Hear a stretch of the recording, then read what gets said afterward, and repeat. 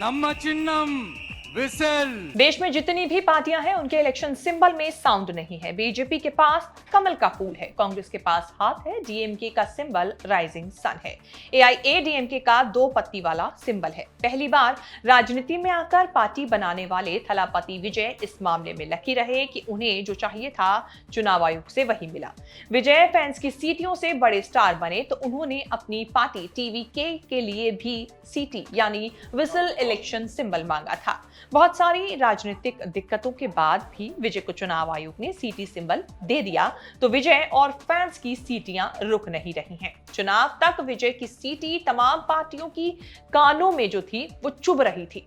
विजय की फिल्म जननायकन चुनाव से पहले रिलीज हो पाएगी या नहीं, फिल्म देखकर फैंस सीटियां मार पाएंगे या नहीं, ये कुछ पक्का पता नहीं है, कुछ कहा नहीं जा सकता। विजय ने सीटी बजाकर अब तमिलनाडु में अपनी एंट्री की दहाड़ लगा दी है।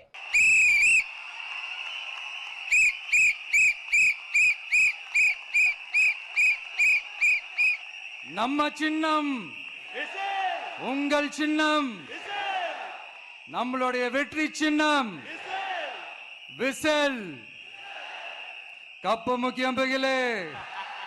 जब से विजय एक्टिंग करियर छोड़कर राजनीति में आए हैं उन्होंने ये लाइन ले रखी है कि वो किसी से अलायंस किए बिना अकेले चुनाव लड़ेंगे। फिर भी रह रहकर ये चर्चाएं होती रही कि विजय किसी न किसी से तो अलायंस करेंगे ही।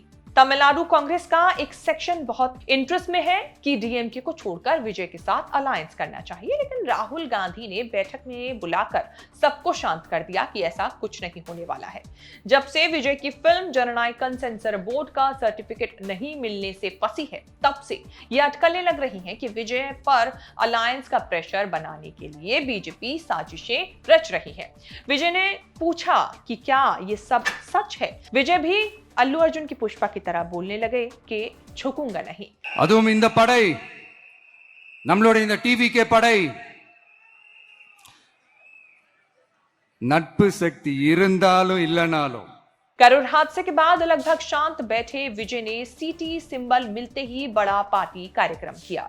सिंबल की औपचारिक लॉन्चिंग भी और उसके साथ अलायंस को लेकर चल रही सारी चर्चाएं एक झटके में खत्म कर दी। थलापति विजय ने फिर अपनी लाइन दोहराई है कि डीएमके, कांग्रेस, बीजेपी, एआईएडीएमके किसी के साथ अलायंस नहीं होने जा रहा।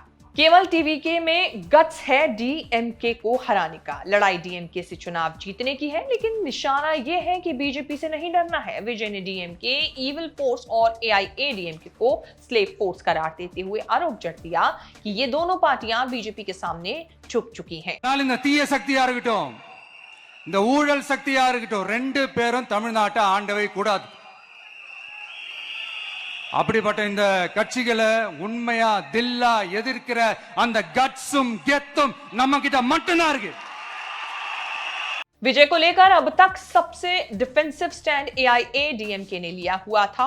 ईपीएस पलानीस्वामी चाहते थे कि विजय के खिलाफ कोई अंट-शंट बयान ना दे।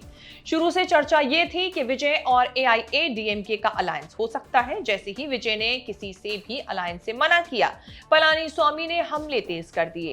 अब पुरानी कहानियां सुना रहे हैं कि जैसे विजय फिल्में हिट कराने के लिए अम्मा जयललिता के सामने हाथ जोड़कर आते थे, टीवीके को पॉलिटिकल स्टार्टअप का नाम दे डाला। इसी के बाद टीवीके को पॉलिटिकल स्टार्टअप का नाम दे डाला। 25 जनवरी 2026 को मामलापुरम में हुई बड़ी रणनीतिक बैठक में विजय ने ब्लूप्रिंट बना दिया कि चुनावी भाषणों के अलावा भी क्या तैयारी करनी है। सभी पोलिंग बूथ के लिए 70,000 टीवीके कमेटियां बनी हैं। हर बूथ पर 12 कार्यकर्ताओं की ड्यूटी होगी, जिन्हें विजय ने फ्रंटलाइन वॉरियर्स कहा है। टीवी के कार्यकर्ताओं के लिए डिजिटल आईडी और QR code based verification system बनेगा। एमवाई टीवी के ऐप के जरिए पार्टी से कम 2 करोड़ लोग जोड़े जाएंगे। पार्टी का दावा है कि 1.5 करोड़ जुड़ भी चुके हैं। एक्टर विजय के लिए एक्टिव करीब 85,000 फैन क्लब भी विजय के लिए ढाल बन सकते हैं। 12 सदस्यों की कमेटी किसानों, युवाओं, महिलाओं और इंडस्ट्री एक्सपर्ट से बात करके सेक्युलर सोशल जस्टिस मैनिफेस्टो तैयार करेगी। 234 विधानसभा सीटों के लिए 10 सदस्यों की कैंपेन कमेटी काम करेगी ताकि कैंपेन का फ्लो बना रहे, केवल विजय पर निर्भरता बनी न रहे। तमिलनाडु में चुनाव से पहले कुछ अनुमान लगाए जा रहे हैं कि किसका पलड़ा भारी है। टीवीके के एक इंटरनल सर्वे में ये तो निकला ही है कि अभी भी लीडिंग पोजीशन पर डीएमके है, लेकिन टीवीके भी बहुत पीछे नहीं है। टीवीके करीब 32% वोट शेयर के साथ 74 सीटें जीतने का अनुमान जता रही है। डीएमके के लिए अनुमान है कि उसे 33% वोट शेयर के साथ 104 सीटें मिलेंगी। इंटरनल सर्वे में टीवीके अकेले लड़कर सरकार बनाने की स्थिति में नहीं है, लेकिन डीएमके को भी बहुमत नहीं मिलने का अनुमान है। कभी सर्वे टीवीके को तीसरी ताकत और डीएमके के लिए मुख्य चुनौती के रूप में देख रहे हैं, जो एआईएडीएमके को पछाड़कर दूसरी सबसे बड़ी पार्टी बन सकती है। इस रिपोर्ट में इतना ही। इस रिपोर्ट को लेकर आपकी क्या राय है, कमेंट करके बताएं और आगे भी ऐसी खबरें देखने के लिए आप बने रहें न्यूज़ तक के साथ।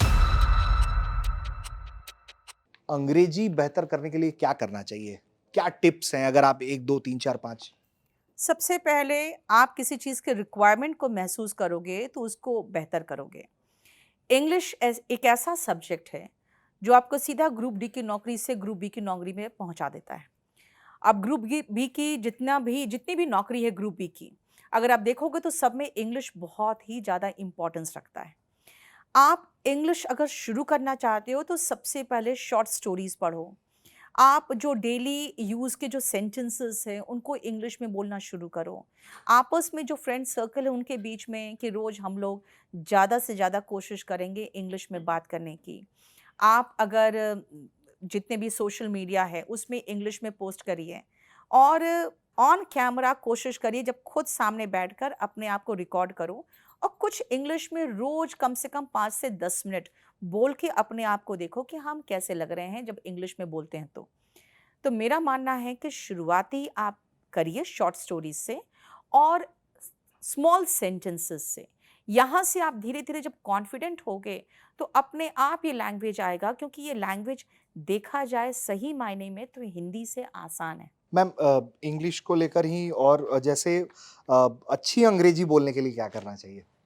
अच्छी अंग्रेजी देखिए, मैं मानती हूँ कि जो इंग्लिश मीडियम के स्टूडेंट्स हैं अगर वो थोड़ा सी भी कोशिश करते हैं तो बहुत अच्छी इंग्लिश बोलने लगते हैं, क्योंकि उनका बेसिक्स जो होते हैं वो क्लियर होता है। तो अच्छी इंग्लिश बोलने के लिए सबसे पहले आपको शुरुआत तो बेसिक से करना पड़ेगा। जो डेली यूज़ की वोकैबलरीज हैं प्लस आपका जो एनवायरनमेंट आप जहाँ रहते हैं वहाँ से रिलेटेड सारे सेंटेंसेस आपको आने चाहिए। आप इंग्लिश में सोचना शुरू करो। पहले शॉर्ट स्टोरीज़ पढ़िए, फिर नॉवेल्स पढ़िए, कुछ अच्छी किताबें पढ़िए। बहुत अच्छी किताबें भी हैं बाज़ार में। द आर्ट ऑफ लेटिंग गो मैंने जैसे हाल में पढ़ा है। उसके बाद एक एटॉमिक हैबिट्स है, वो देखिए। तो आप अच्छी किताबें इंग्लिश में पढ़िए, आप बहुत पॉजिटिव थॉट से भी भर जाओगे और इंग्लिश भी अच्छी होती चली जाएगी। कब अच्छी हो जाएगी आपकी इंग्लिश आपको पता भी नहीं चलेगा।